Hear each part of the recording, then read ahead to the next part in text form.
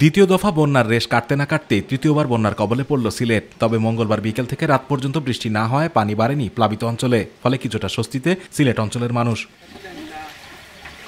পানি উন্নয়ন বোর্ড জানিয়েছে, মঙ্গলবার বিকেল পর্যন্ত সুরমা ও কুশিয়ারা নদীর 5টি পয়েন্টে পানি বিপদসীমার উপর দিয়ে প্রবাহিত হচ্ছে।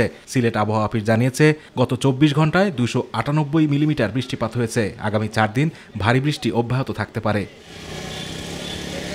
গত 3 দিনের টানা ভারী বর্ষণ ও উজান থেকে নেমে আসা পাহাড়ি ঢলে শেরপুরের নালিতাবাড়ী উপজেলার খরস্রোতা ভোগাই ও চেল্লাখালী নদীর পানি বিপদসীমার উপর দিয়ে প্রবাহিত হচ্ছে।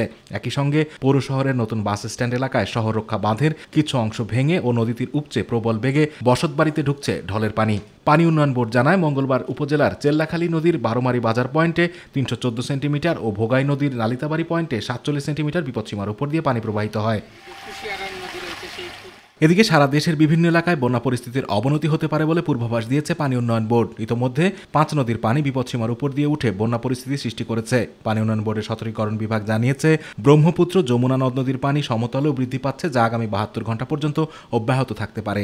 এছাড়া গঙ্গা পদ্মা নদীর পানি সমতল বৃদ্ধি পাচ্ছে, যা আগামী 24 ঘন্টা পর্যন্ত অব্যাহত থাকতে পারে। এদিকে আবহাওয়া অফিস জানিয়েছে, আগামী 6 তারিখের পর থেকে বৃষ্টিপাত কমে আসবে এবং তাপমাত্রা ধীরে ধীরে বৃদ্ধি পাবে। চট্টগ্রাম, বরিশাল এবং খুলনা বিভাগে বৃষ্টিপাতের আধিক্য থাকবে, কোথাও কোথাও ভারী বৃষ্টিপাত হবে। 6 তারিখের পরে বৃষ্টিপাতের তীব্রতা অনেকটাই কমে যাবে এবং তাপমাত্রা একটু একটু করে বৃদ্ধি পেয়ে আবার কিছুদিন বিরতি দিয়ে আবার নতুন বৃষ্টিপাতের স্পেল শুরু হতে পারে। আতিকুর রহমান তিতাস, মাই টিভি। 1 থেকে 2 ডিগ্রি সেলসিয়াস তাপমাত্রা কমে।